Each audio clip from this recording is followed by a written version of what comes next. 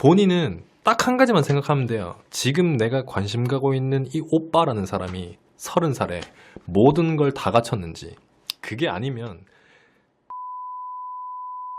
제가 연애학 결혼하면서 지금까지 제가 20대 초반인데 나이 차이 많이 나는 30대 어쩌고 블라블라블라 얘기하는 사람 중에 8에서 9할이 여자예요.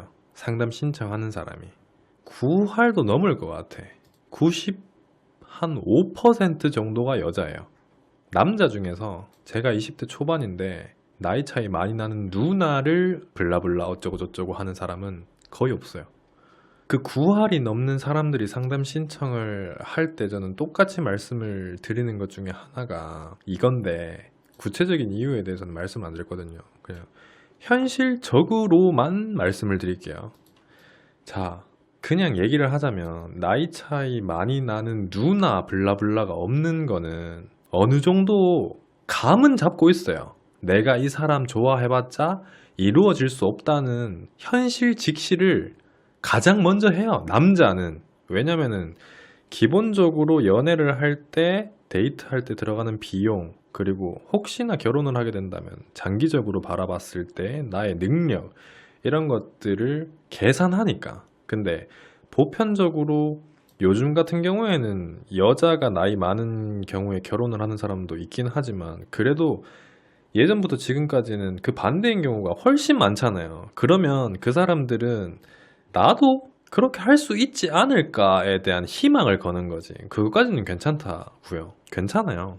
뭐 남들 다 하는데 나라고 못할 그게 뭐 있겠어. 근데 여기서 중요한 포커스는 뭐냐면, 현실적으로 대부분 그 남자, 상대방을 지칭하는 그 남자의 나이대가 20대 후반 적으면 그 정도는 그냥 만나라 그래. 근데 제가 반대하는 웬만한 경우는 30대 초반이거든요. 많으면 중반까지 가요. 그럼 여기서 그 가능성이 나에게 대입이 돼서 현실화 되려면 그 30대 초반이라는 그 나이대에 모든 걸 다 갖춰야 돼요. 경제적인 능력부터 포함해서 직업, 집안 환경, 부모님 상황까지 모든 것들이 다. 그래야지 본인한테 아무것도 바라지 않고 있는 그대로를 이해할 수 있는 마음이 생겨요. 이게 가장 중요한 진짜 논점이고 정답이에요.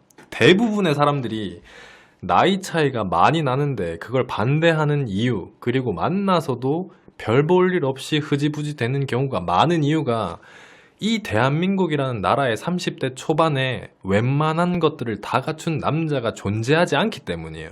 그렇기 때문에 이거 하랴 저거 하랴 그러다 보니까 나는 지금 이거에 엄청 신경 쓰고 중요할 시기인데 얘는 이게 뭔지도 모르는데 알고는 있는지 신경 써가면서까지, 남자는 여자한테 너는 왜 그러지 않니? 여자는 당연히 나는 너보다 어리니까 그걸 모를 수밖에 없지 않니? 이런 것들이 다 부딪히는 거예요. 본인은 딱 한 가지만 생각하면 돼요. 지금 내가 관심 가고 있는 이 오빠라는 사람이 30살에 모든 걸 다 갖췄는지. 그게 아니면 99%는 제가 책임지지 못할 것 같고, 9할 이상은 거기서 끝날 가능성이 굉장히 높습니다. 만날 수는 있어요. 30대의 남자도 8살, 9살 차이 나는 여자에게 이성적으로 호감을 충분히 느낄 수가 있고 교제할 수도 있다고요. 근데 딱 교제하는 것까지만이에요. 중요한 거는, 자 봐봐, 본인의 가치가 나는 연애만 하고 그 이상의 욕심은 부리지 않을 거다, 나도 현실을 직시할 줄 아는 사람이기 때문에 당연히 내 나이에 연애만 할 거지 라고 생각한다면 만나셔도 돼요. 잘 해보셔도 되고. 근데 사람 마음이 그렇게 안 돼요, 절대로. 앉으면 눕고 싶고 누우면 자고 싶다는 게 사람 심리라고. 본인도 마찬가지로 연애하다 보면은 잦은 트러블이 생길 거고, 그 트러블이 생기면 헤어져야 되는 게 맞는 건데 그걸 억지로 해결하기 위해서 발버둥 칠 거라는 거야. 그 모습은 안 봐도 뻔히 보여요. 안 봐도 뻔히. 제가 옛날에도 비슷한 영상을 올렸었거든요. 나이 차이 많이 나는 연애를 하지 말라고. 근데 그 영상에서는 두리뭉실하게 얘기한 부분이 없지 않아 있어가지고 댓글에서 의견이 나뉘긴 했었는데, 대부분 사람들도 저와 비슷한 생각을 하고 있어요. 근데 그때 말하지 못했던 점을 지금 말씀드린 거니까 이 부분에 대해서 깊게 한번 고민해 보세요.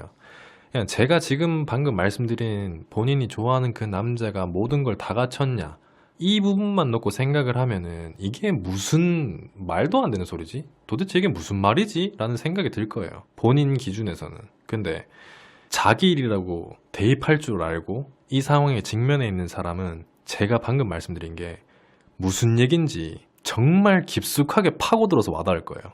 30 돼서 40살 만나는 거 아무도 뭘 안 해요. 그러니까 지금 당장에는 웬만하면 또래를 만나세요. 또래를. 그게 본인에게도 더 좋아요.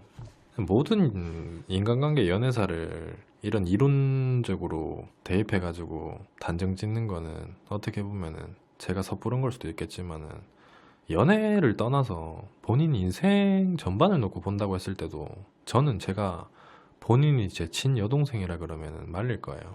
그 여동생은 지 친구들 단톡방에서 오빠 꼰대 같은 새끼 이러면서 욕하겠지만 그래도 저는 친동생이라면 말릴 겁니다.